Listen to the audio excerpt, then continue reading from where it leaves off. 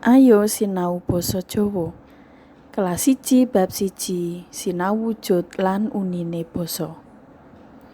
Iki jenenge banyak, suarane ngok ngok ngok. Iki pitik babon, suarane tok tok tok tok.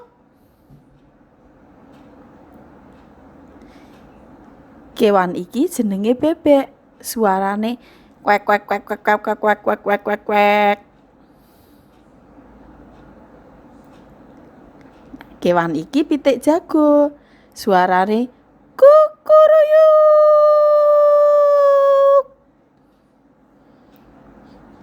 Iki kewan wedhus, suarane mbek mbek mbek. Iki jenenge kucing, suarane meow meow. Yen iki jenenge kodhok, suarane teot teot teot. Kewan iki sapi, suarane mo mo.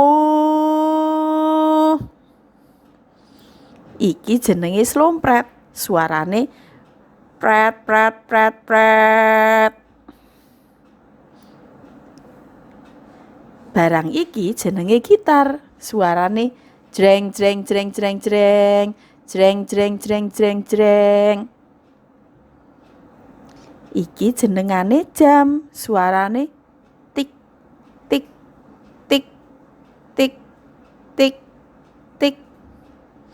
Yen iki jenenge sempritan, prut prut prut. Tansah bagas lan waras, Gusti Yesus amberkahi.